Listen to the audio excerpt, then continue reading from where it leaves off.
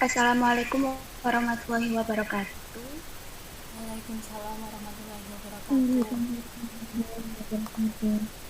Kan saya Nurani Oktavia, NIM 2002 1010 3007, perwakilan dari kelompok 7, selaku moderator akan memimpin acara diskusi mengenai kesadaran dalam membangun moral berdasarkan Pancasila.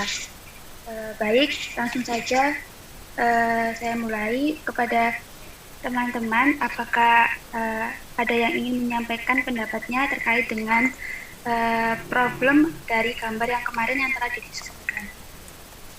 Monggo bisa unmute.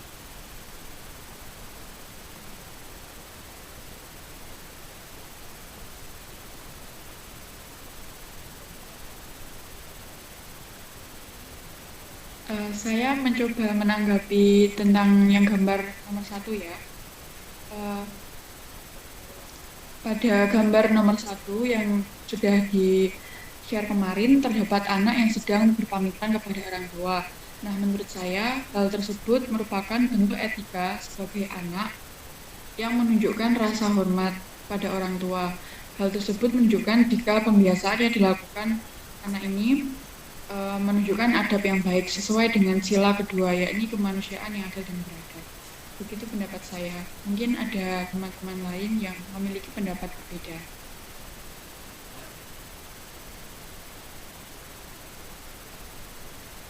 Baik, terima kasih. Apa ada teman-teman yang lainnya yang mau mencoba? Monggo. Saya coba untuk memberikan pendapat.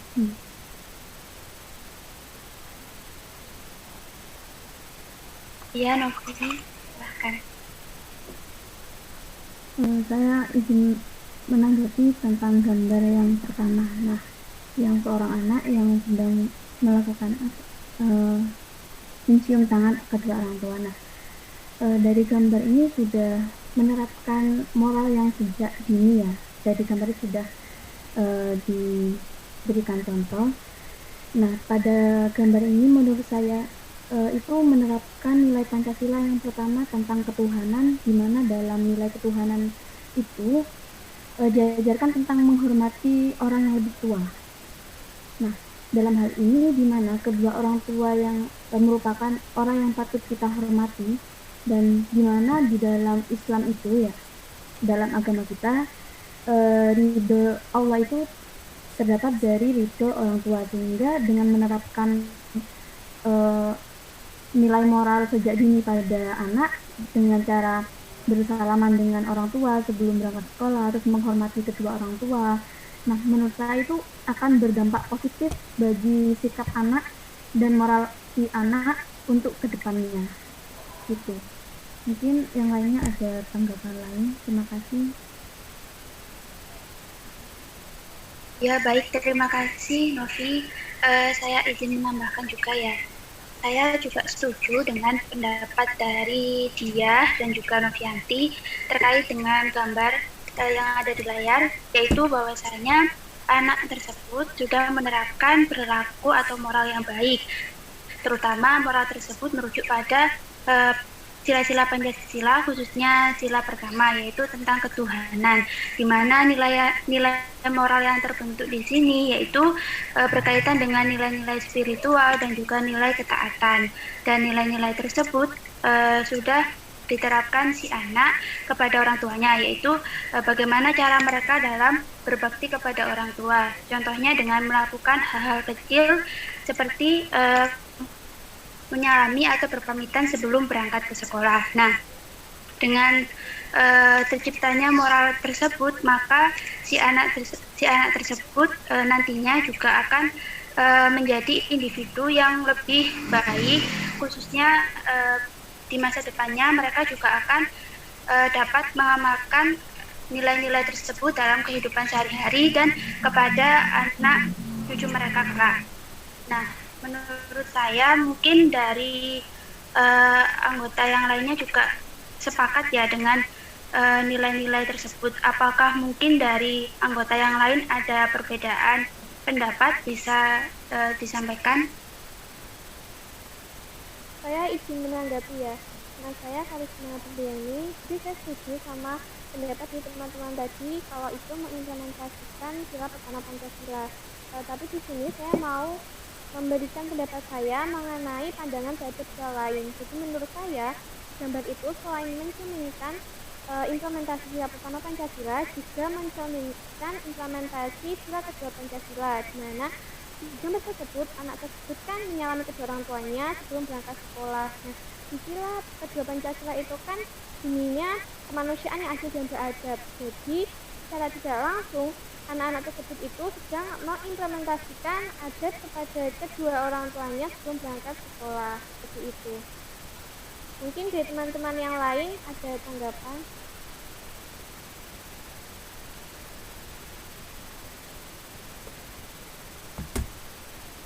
Monggo kepada teman-teman apabila masih memiliki pendapat yang berbeda bisa disampaikan. Dari saya sudah cukup, Ain. Sudah setuju dengan pendapatnya teman-teman mengenai penerapan dari sila ke-1 dan sila kedua.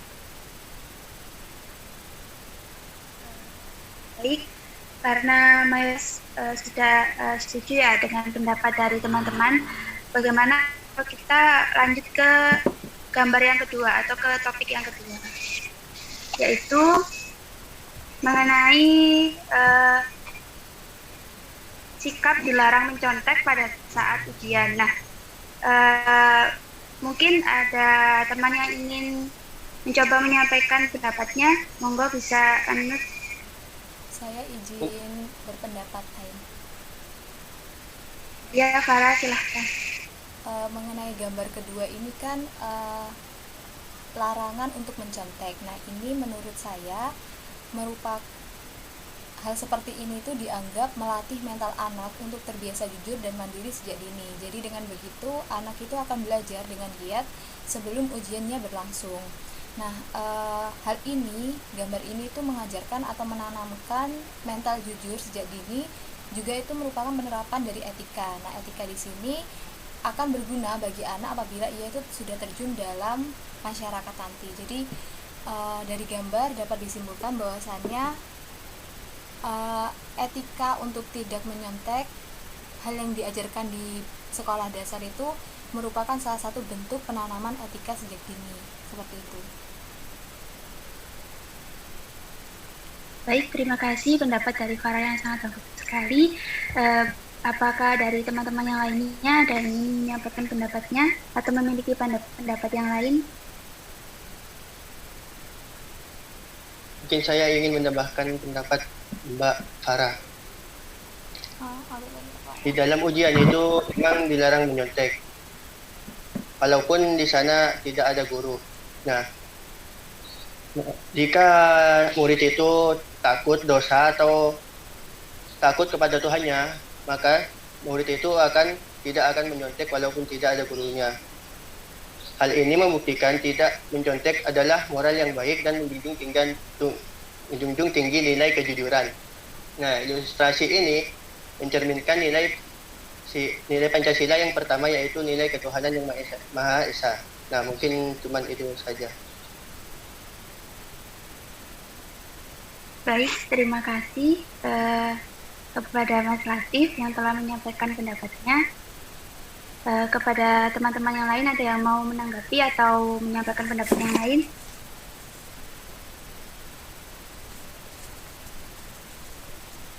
Saya ingin menambahkan sedikit ya.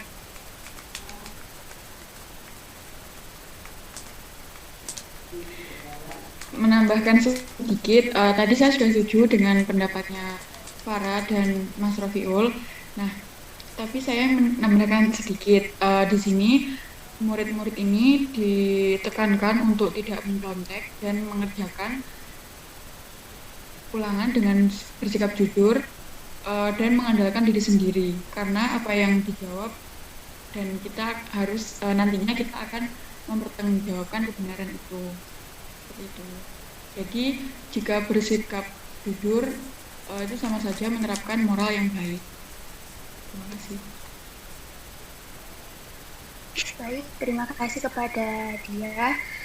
Tapi sebelum itu saya juga ingin menyampaikan ya kepada teman-teman terkait dengan ilustrasi ini. Itu kan sepertinya ya kalau di era sekarang itu kan kurang relevan sekali ya, karena sejauh ini yang kita tahu juga dilarang mencontek itu sebuah hal yang tabu untuk tidak dilakukan seperti itu. Nah, atau dengan kata lain kebanyakan dari siswa maupun mahasiswa pun juga masih sering melakukan hal-hal ini ya, atau mencontek itu. Nah, menurut kalian atau pendapat dari kalian itu mengapa hal tersebut itu bisa sampai terjadi?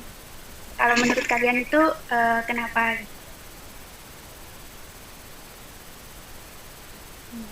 Saya ingin memberikan pendapat ya. Kalau menurut saya, kenapa kok saat ini masih banyak siswa atau mahasiswa yang itu mencontek itu, sepengetahuan saya selama saya melihat kejadian-kejadian itu, yang pertama karena siswa atau mahasiswa itu pengen dapat nilainya baik tapi masih kurang usahanya. Kemudian yang kedua itu bisa juga karena tuntutan orang tua. Ada kan orang tua itu yang pengen anaknya selalu dapat nilai yang baik, sehingga kalau anaknya nggak mampu itu dia berusaha gimana supaya dia dapat nilai baik. Jadi dengan begitu dia tuh juga menghalalkan segala cara seperti kayak mencontek itu. Padahal dia sebenarnya juga tahu, semua orang juga tahu kalau mencontek itu nggak boleh. Seperti itu sih pendapat dari saya. Mungkin dari teman-teman ada tanggapan lain. Saya ingin Terima kasih pendapatnya Karisma Berliani.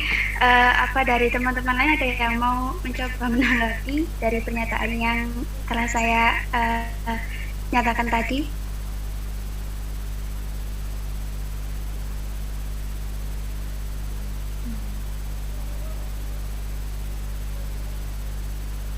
Tidak ada ya. Baik, saya juga ingin menyampaikan terkait bagaimana fenomena mencontek itu masih sering terjadi bahkan pada tingkatan yang perguruan tinggi. Kalau menurut saya juga setuju dengan apa yang disampaikan oleh Berlian tadi, yaitu karena keinginan dari si anak atau siswa itu untuk mendapatkan nilai yang bagus, juga karena tuntutan dari orang tua.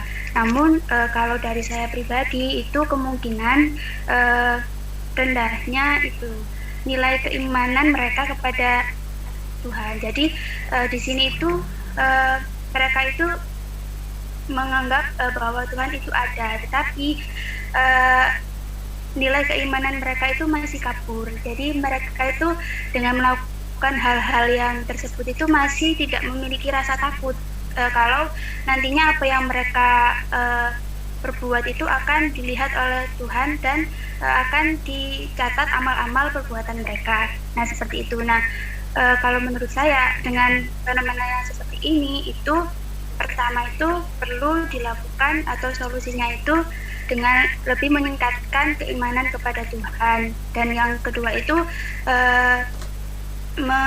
memperbaiki kualitas dari diri masing-masing individu itu, di mana mereka apabila ingin mendapatkan nilai yang bagus ataupun ingin mendapatkan posisi yang baik, itu mereka harus rajin berusaha belajar dan bagaimana mereka berniat untuk mencapai hal-hal yang mereka cita-citakan tersebut.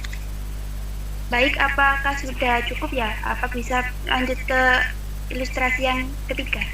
Saya mau izin menambahkan, Ain. Iya, boleh, Farah. Iya, terima kasih. Benar, saya sangat setuju dengan pendapatnya Ain dan juga pendapatnya Karisma tadi. Kalau misalnya siswa ini kenapa kok nyontek, ya karena pengen nilainya bagus. Nah, kenapa kok harus nyontek? Padahal kan kita bisa belajar ya. Ternyata saya sendiri pernah merasakan ya, saya pernah nyontek. Bahkan saat ini saya pernah nyontek karena yang paling urgent masalahnya itu kita nggak paham sama materinya, oleh karena itu kita mencontek melihat buku. Nah, kenapa kok nggak paham materinya? Kan dari tadi kita membicarakan kesalahannya siswa ya, kenapa kok nggak paham, kenapa kok tuntutan orang tua dan lain sebagainya. Nah, kembali lagi, kok bisa kadang anak satu kelas itu nyontek bareng-bareng. Saya pernah kejadian di SMA dulu, satu kelas itu nyontek bareng-bareng. Kok bisa kayak gitu? Apa satu kelas itu nggak paham? Ternyata memang dalam menyampaikan guru itu masih kurang dipahami oleh siswanya. Nah, oleh karena itu di sisi lain kita memperbaiki diri sebagai seorang siswa, sisi lain sebagai seorang guru, kita sebagai calon guru ya, karena kebetulan dari pendidikan biologi ya, kita juga harus mengerti bagaimana caranya kita memberikan materi kepada siswa kita, memberikan konsep supaya siswa kita tuh paham apa yang kita sampaikan. Jadi jangan sampai terjadi miskomunikasi sampai siswanya tidak paham dan akhirnya mencontek, seperti itu. Tambah dari saya, terima kasih.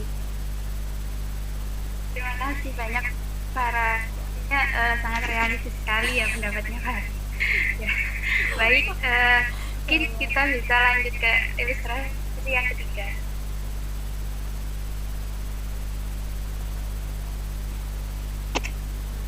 Ilustrasi yang ketiga ini mengenai kasus korupsi.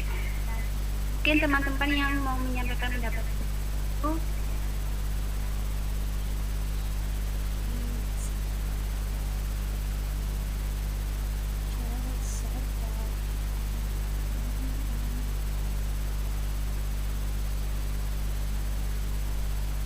kalau dari teman-teman belum ada yang saya izin untuk menyampaikan pendapat saya terlebih dahulu.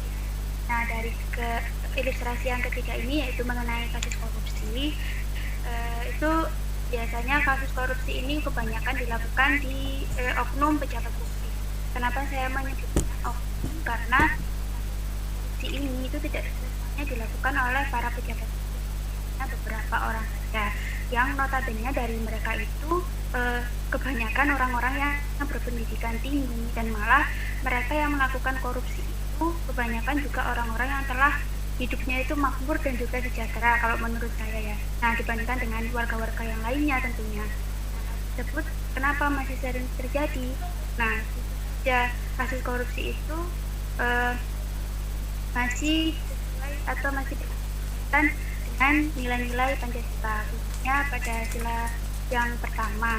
Nah, itu dimana orang yang melakukan tindakan korupsi itu lagi-lagi mereka itu telah dibutakan oleh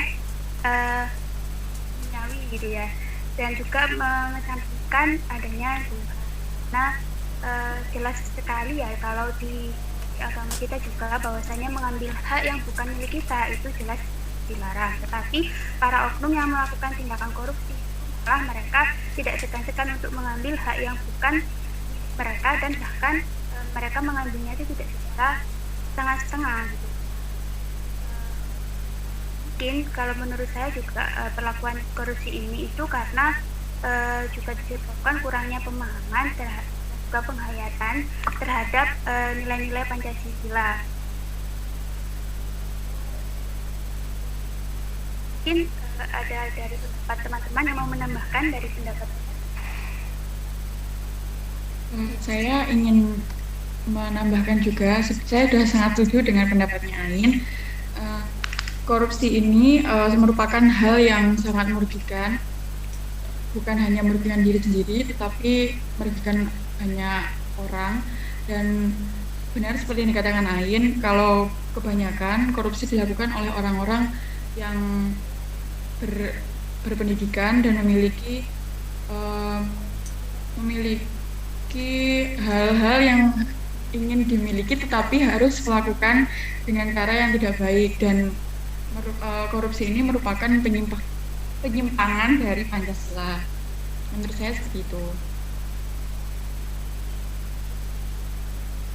Saya ingin menambahkan pendapat Mbak Nuraini. Ya. Saya sangat setuju terhadap pendapat Mbak Nuraini, tetapi pada penjabat itu semuanya memang tidak melakukan korupsi, tapi menurut saya itu semuanya melakukan korupsi walau cuma Rp1.000. Ya. Karena kekuasaan itu bisa saja dimanipulasi oleh oknum-oknum penjabat tersebut.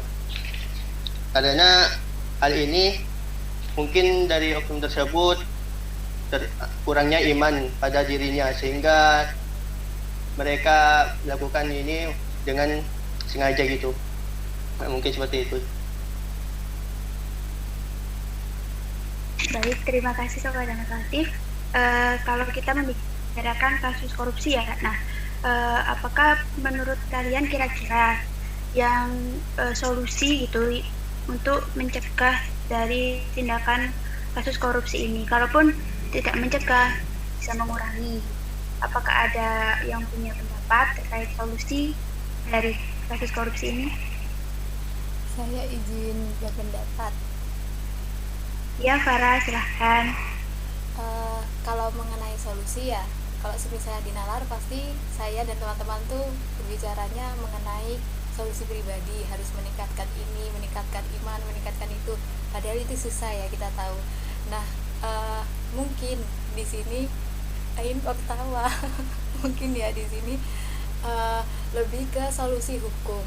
Karena dari dulu itu dikenalnya Indonesia hukumnya itu lancipnya ke bawah, tumpulnya di atas. Nah, saya sangat tertarik ya dengan salah satu hukum yang diterapkan oleh pemerintah Cina, di mana para pejabat sebelum mereka menjabat ini mereka diajak muter-muter dulu, jadi jalan-jalan keliling lapas. Nah, di situ ditunjukkan kalau misalnya kamu korupsi selama masa jabatanmu, tempatmu di sebelah sini. Nah, dan itu jalan-jalannya nggak cuma para pejabatnya saja, tapi juga sekeluarga-keluarganya itu diajak.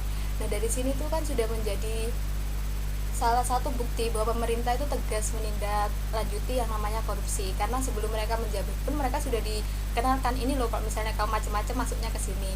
Jadi paling tidak hal-hal semacam ini tuh memberikan rasa efek jera terlebih dahulu sebelum mereka melakukan sesuatu yang lebih lanjut, dan itu sangat menarik perhatian saya. Mungkin di situ dulu. Terus ini saya tadi tertarik dengan pernyataannya Mas Rafiul Latif yang menyatakan bahwa semua pejabat itu sebenarnya korupsi walau hanya 1000. Itu saya bingung, kok bisa ada, kok dinyatakan seperti itu, bagaimana Mas Rafiul Latif? Oke, terima kasih Mbak atas pertanyaannya.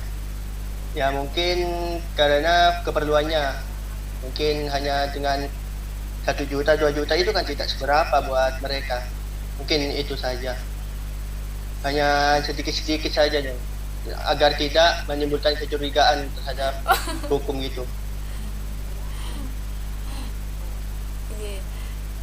Ya bisa jadi ya, tapi kalau menurut pendapat saya, ini pendapat pribadi, menurut pendapat saya kita jangan terlebih dahulu menyalahkan, karena kan kita nggak tahu di lapangan beneran mereka semuanya itu korupsi atau hanya beberapa oknum saja yang korupsi. Ya ada yang korupsinya itu sengaja ngambil, ada yang nggak sengaja uang itu keikut sama dia. Jadi mungkin di sini kita tidak boleh langsung menjudge bahwa semuanya itu sama. Kalau menurut pendapat saya seperti itu. Saya kembalikan. Terima kasih Mbak.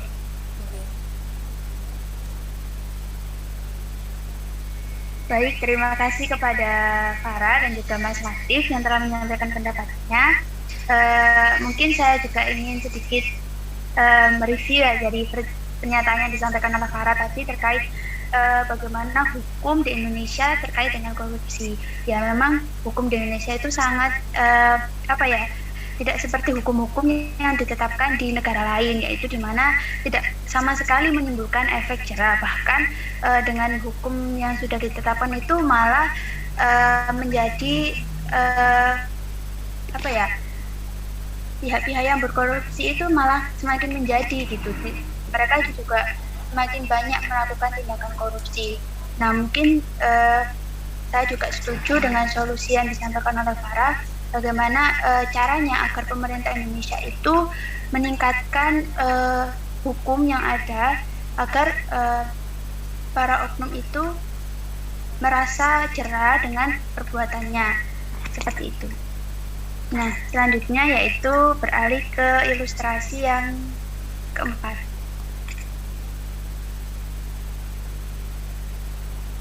Nah, kasus yang keempat ini mengenai suap politik. Ya, masih ada sangkut pautnya ya dengan kasus korupsi tadi. Nah, kalau menurut pendapat dari teman-teman, bagaimana dengan tindakan yang seperti ini? Saya ingin memberikan pendapat ya. Kalau berdasarkan gambar yang ada di yang sudah di-share screen ini kan seperti suap saat kayak pemilu seperti itu kan. Nah, menurut saya tindakan seperti itu tidak sesuai dengan nilai-nilai Pancasila sila pertama dan sila kelima. Karena apa? Karena yang pertama itu tidak sesuai dengan sila pertama karena tentu itu pasti dilarang oleh agama kan. Nyuap seperti itu kan juga sudah, kalau di agama Islam kan juga sudah ada aturannya kalau itu dilarang. Kemudian kalau sila kelima itu kan merupakan perilaku yang tidak adil. Dia itu bisa menang karena dia bayar, padahal belum tentu dia itu memang berkompeten, punya visi misi yang bagus seperti itu. Sedangkan yang misalnya calon yang benar-benar itu berkompeten, dia itu bisa aja jadi kalah karena dia kan nggak nyuap rakyat ya. Nah, kemudian untuk kalau menurut saya dari sisi sudut pandang rakyat, kalau dia itu menerima uang dari suap, jadi dia memilih berdasarkan suap ya. Dia aja memilih berdasarkan suap. Terus tapi dia itu pengen calon yang dipilih itu bisa amanah. Pastilah nggak mungkin seperti itu. Nggak mungkin amanah, nggak mungkin bagus lah. Tapi nanti di akhir ketika ada masalah DPR begini, wakil rakyat begini, pasti menyia-nyiakan DPR. Padahal sebenarnya dari awal juga rakyat sudah salah kalau dia itu menerima suap dari calon pemilih itu. Jadi kalau menurut saya dari hal tersebut itu kedua-duanya apabila penerima suap dan yang memberikan suap itu sama-sama tidak mencerminkan perilaku yang bermoral baik dan sama-sama tidak mengimplementasikan nilai sila pertama dan sila kelima Pancasila. Itu pendapat dari saya. Mungkin dari teman-teman yang lain ada pendapat lain. Saya ingin menambahkan sedikit ya. Boleh Novi, silahkan.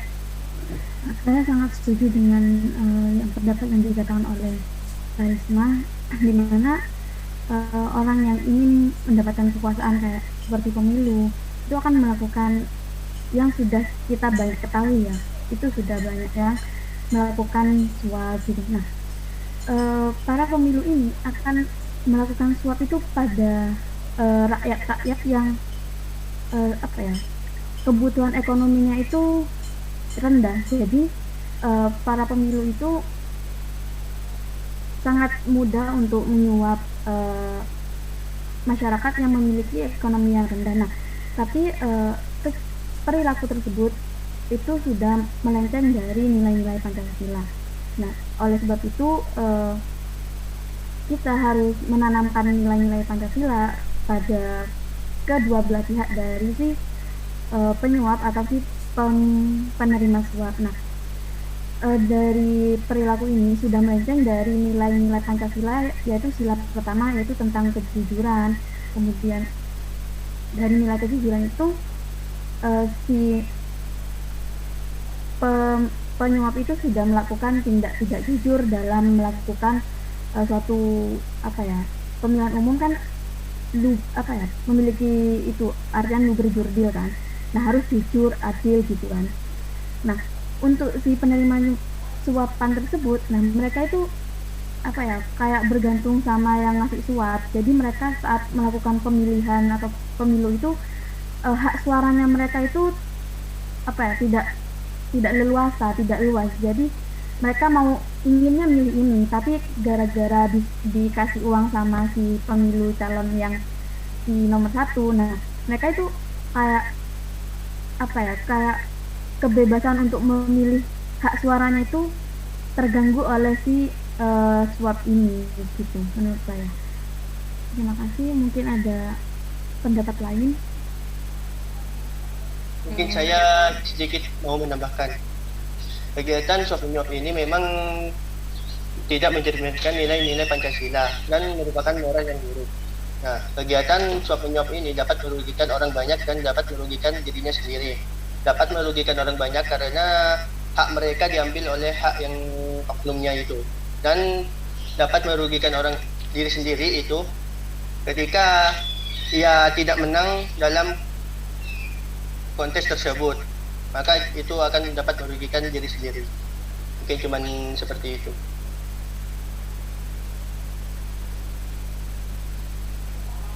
Saya izin berpendapat, tetapi mungkin ini sedikit kontra dengan pendapat Karisma tadi. Tadi Karisma mengatakan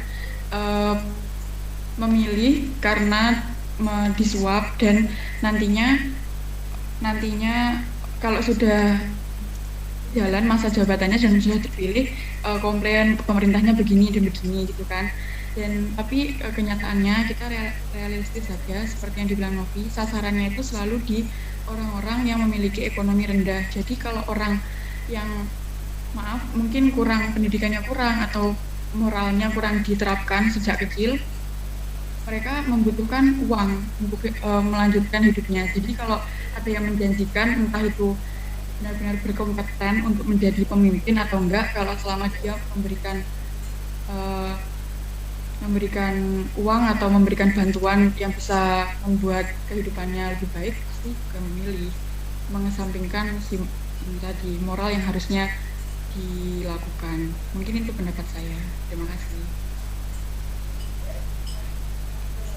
Baik, terima kasih kepada teman-teman yang menyampaikan pendapatnya.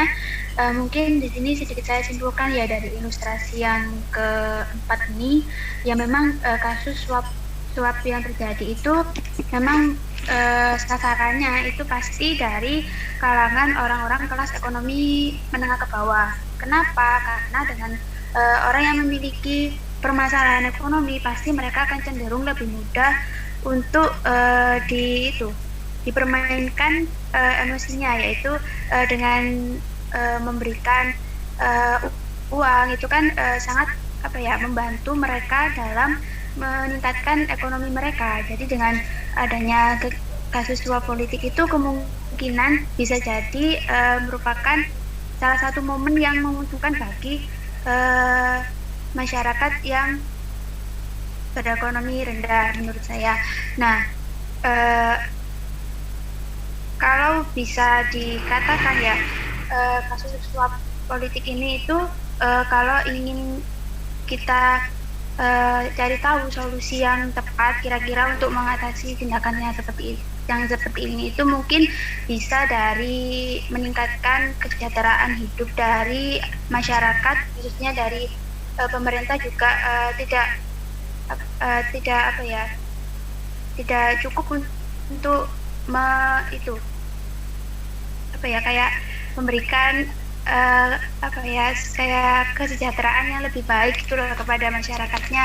Jangan sampai menutup mata gitu terhadap masyarakat yang hidupnya masih sampai sekarang itu kurang layak gitu, apalagi yang tinggal di perkotaan besar, ya itu pasti mereka juga akan sangat sekali membutuhkan bantuan dari pemerintah. Mungkin seperti itu. Lanjut ke ilustrasi yang kelima, atau ada yang masih ingin menambahkan pendapat dari saya atau dari teman-teman yang lainnya? Sudah setuju Ayu. Baik, terima kasih. Lanjut ke ilustrasi yang kelima.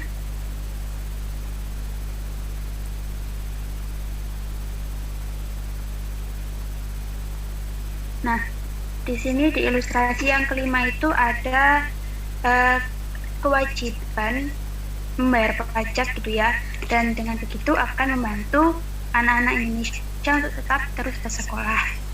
Jadi apakah di sini ada yang ingin menyampaikan pendapat terlebih dahulu?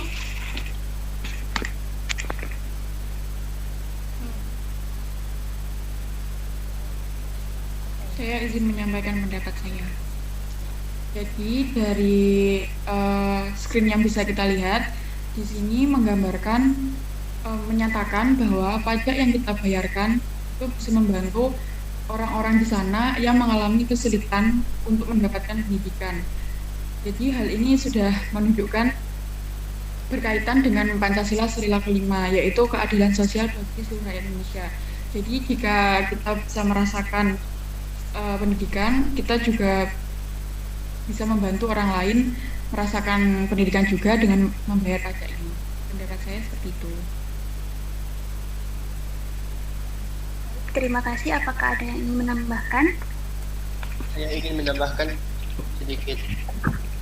Ya, apabila kita sering membayar pajak, itu bisa dibilang kita sangat bermoral dan beretika.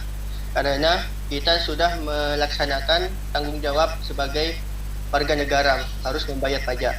Nah, nantinya pajak itu akan dialokasikan untuk dana pembangunan fasilitas untuk masyarakat, khususnya dunia pendidikan. Nah, tanpa disadari kita dapat membantu anak-anak yang kurang mampu bersekolah dan meminimalisir anak yang akan putus sekolah. Nah, mungkin seperti itu. Apakah ada tambahan dari teman-teman? Terima kasih kepada Mas Latif. Apakah ada tambahan dari pendapatnya Mas Latif? Saya ingin menambahkan Ya, Apa yang menambahkan? dengan kita membayar pajak kan sebagai warga negara Indonesia, bukan hanya di bidang pendidikan saja yang dapat terbantu dengan pembayaran pajak yang kita lakukan. Nah, di sektor ekonomi masyarakat Indonesia juga akan terbantu dari pembayaran pajak tersebut, dari masyarakat yang memiliki ekonomi yang menengah ke bawah itu akan dapat terbantu dengan adanya pembayaran pajak dari warga negaranya itu sendiri. Jadi dengan adanya pembayaran pajak akan membantu menstabilkan ekonomi masyarakat yang menengah ke bawah agar dapat melanjutkan kelangsungan hidupnya gitu. Mungkin segitu pendapat dari saya, mungkin ada yang lainnya. baik, terima kasih pendapat dari Novi. Jadi kesimpulannya di sini kalau saya dapat artikan ya, memang di Indonesia itu pajak merupakan sumber pendapatan bagi negara yang utama gitu ya, karena dari pajak ini pemerintah itu juga akan dapat mampu melakukan pembangunan, baik itu pembangunan di bidang pendidikan atau di bidang-bidang yang lainnya. Nah, di sini kenapa kita wajib untuk membayar pajak? Karena memang pajak merupakan sumber dana yang utama ya bagi pembangunan. Nah, alangkah baiknya itu dengan kita mampu melaksanakan kewajiban kita yang satu ini, kehidupan dari negara kita juga akan sejahtera dan juga akan makmur seperti itu. Nah, dengan kewajiban kita membayar pajak ini juga kita juga dapat membantu untuk meningkatkan kualitas hidup dari masyarakat yang lebih baik, misalnya dengan dapat terus membantu mereka yang dengan ekonomi yang menengah ke bawah, anak-anak dari ekonomi yang menengah ke bawah itu untuk tetap terus bisa bersekolah dan bisa menempuh pendidikan hingga pendidikan yang lebih lanjut.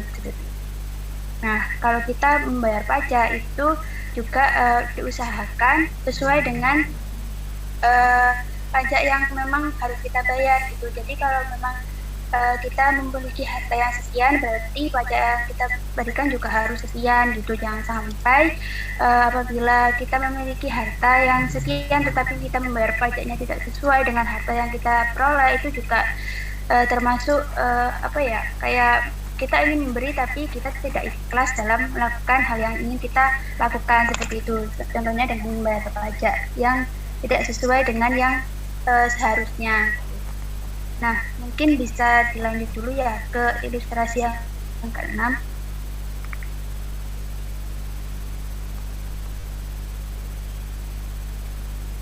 Nah, ilustrasi yang ke-6 ini yaitu tindakan menanam pohon atau reboisasi.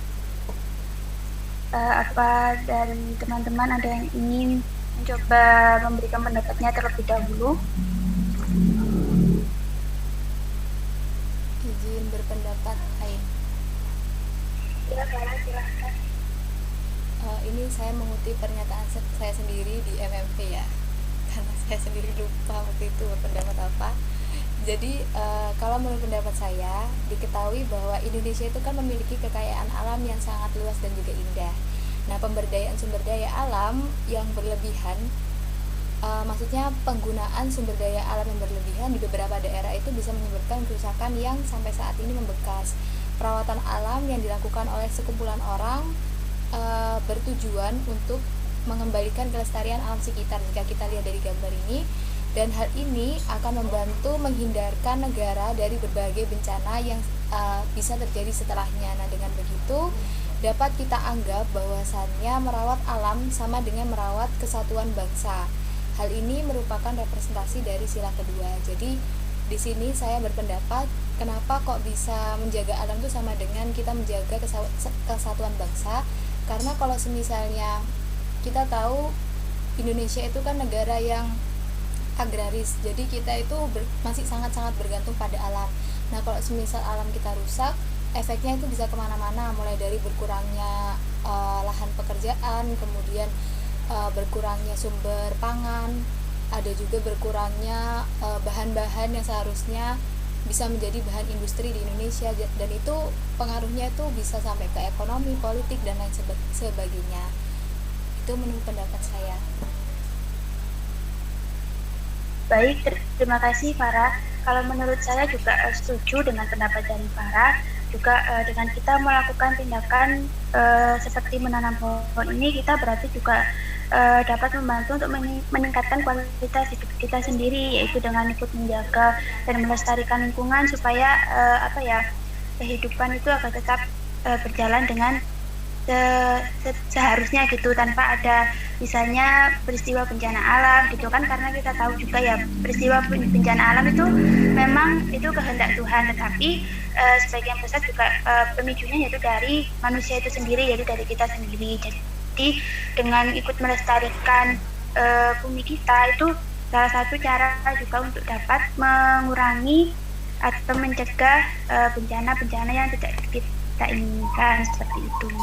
Nah, kalau berkaitan dengan sila-sila Pancasila, kemungkinan kalau dari pendapat saya itu sangat mencerminkan nilai pertama atau nilai ketuhanan, karena dengan begitu kita berarti ikut menghargai dan juga melestarikan apa yang telah Tuhan titipkan kepada kita, yaitu dengan adanya alam semesta ini beserta isinya, berarti dengan kita menjaga alam atau menjaga lingkungan itu sama saja kita merawat serta menjaga apa yang Tuhan titipkan kepada kita. Nah, apa ada yang ingin menambahkan dari pendapat saya atau dari pendapat Farah? Saya ingin menambahkan ya, saya setuju sama pendapat Ain sama pendapat Farah tadi. Kalau ini mencerminkan sila pertama Pancasila ya, kalau pendapat Ain. Kalau pendapat Farah tadi, kalau tidak salah, Farah menyebutkan mencerminkan implementasi sila kedua Pancasila ya. Saya setuju juga sama pendapat teman-teman semua. Mungkin kalau dari saya mau melihat dari sisi yang berbeda. Kalau ini kan sudah kita ketahui pasti gerakan ini, tindakan ini mencerminkan moral yang baik kan. Nah kalau saya melihat dari gambar itu kan seperti keluarga yang sedang akan menanam pohon. Nah jadi kalau dari apa yang sudah saya tangkap, ini merupakan moral yang baik yang untuk bisa menanamkan moral yang baik itu dapat dimulai dari lingkup terkecil dari suatu masyarakat, yaitu keluarga. Karena apa? Karena kan kalau di keluarga pasti kan ada anak-anaknya. Anak-anak ini kan kalau masih kecil pasti masih banyak sekali waktu bersama keluarganya, yang mana kalau itu dipupuk moral pasti akan menghasilkan generasi-generasi yang memiliki moral yang baik. Dan itu kan pasti akan sangat baik untuk kemajuan Indonesia pada kedepannya. Jadi kalau misalnya moral-moral yang baik seperti ini atau seperti tadi ada juga contoh-contoh yang ada di atas, itu bisa ditanamkan sejak kecil oleh orang tua kepada anaknya. Itu saja pendapat dari saya. Mungkin dari teman-teman yang lain ada pendapat lainnya. Baik, terima kasih Brian. Mungkin cukup dulu ya untuk ilustrasi yang ke-6 ini.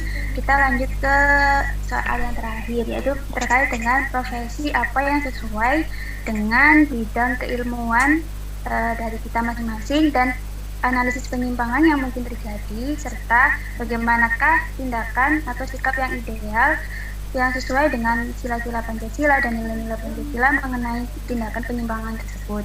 Nah, kalau di sini karena mayoritas dari pendidikan biologi, saya mewakili dari teman-teman yang seprodi dengan saya. Kalau profesi yang itu sesuai dengan bidang keilmuan saya itu biasanya kebanyakan itu menjadi guru, khususnya guru biologi, atau mungkin bisa menjadi teknisi laboratorium atau laboran, dan juga mungkin bisa di bidang penelitian atau keilmuan lainnya.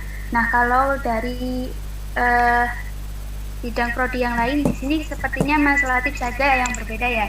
Bagaimana kalau dengan Mas Latif?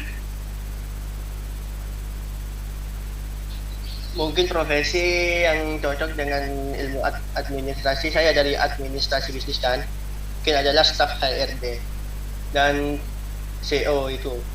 Dan penyimpangan yang biasa terjadi itu yaitu ketika sedang melakukan seleksi wawancara, apabila orang yang diwawancari itu orang dalamnya atau sahabat, teman dekat atau keluarganya, nah itu prosesnya akan dipermudah dan bisa saja langsung masuk kerja gitu. Beda dengan orang lain. Nah itu. Dan identifikasi idealnya sikap yang harus sesuai dengan Pancasila, yaitu harus berperilaku jujur dalam menyeleksi karyawan tersebut, walaupun itu keluarganya atau teman dekatnya atau saudara-saudaranya, itu sama saja dengan yang lain, tidak pandang bulu atau atau gimana gitu ya. Nah, tidak pandang bulu gitu dah ya. Nah, itu harus sama dengan yang lainnya, tidak boleh ada yang pandang bulu gitu. Nah, mungkin cuman itu. Apa dari teman-teman sekalian ada masukan dan kritik dari apa yang saya sampaikan? Terima kasih kepada Mas Latif. Bagaimana kepada teman-teman yang lainnya? Apakah ada yang ingin mencoba mengkritik dari Mas Latif, atau dari teman-teman sekalian ada yang mewakili pertanyaan yang selanjutnya, penyimpangan dan sikap yang mungkin bisa diterapkan dari penyimpangan tersebut? Saya mungkin tidak mengkritik, tapi lebih kayak setuju aja gitu berpendapat. Kalau tadi Mas Latif bilangnya kan ada HRD waktu wawancara, kalau di teman atau sahabatnya lebih dipermudah. Sepertinya enggak di HRD saja, tapi penyimpangan yang dilakukan oleh prodi yang bidang profesi yang sesuai dengan prodi yang saya yang cocok untuk saya nanti, itu juga ada penyimpangan seperti itu. Jadi kayaknya semua pekerjaan kalau ada orang dalamnya bisa dipermudah. Untuk penyimpangan yang dilakukan oleh guru ataupun dosen, yang pertama yaitu suap menyuap, dan juga ada korupsi. Korupsi tidak hanya uang, tetapi bisa saja tentang waktu dan sikap disiplin serta kejujurannya. Mungkin itu pendapat saya. Mungkin ada teman-teman yang lain yang mau menambah. Saya izin menambahkan mengenai penyimpangan ya. Penyimpangan kalau misalnya menjadi seorang guru, yang kita tahu, yang paling awam kita ketahui dari dulu itu adalah penyimpangan hak asasi manusia. Nah, contohnya ini yang sangat sering dipermasalahkan, bahkan sampai masuk media, itu kekerasan.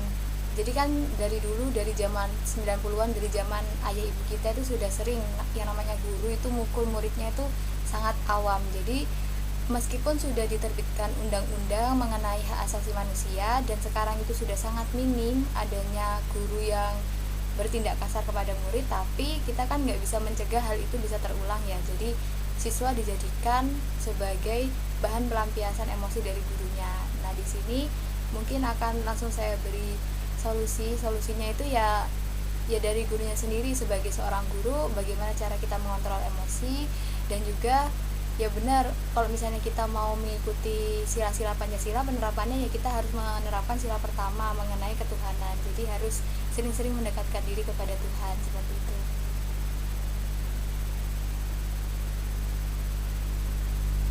Ya, baik, terima kasih Farah. Apa ada dari teman-teman yang ingin menambahkan?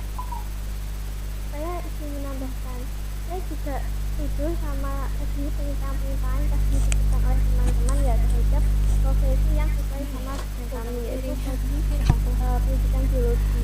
Dan mungkin kan selain jadi guru itu kan kalau pendidikan biologi itu kan yang tadi belum kesertifikan ya, itu kan juga jadi dosen.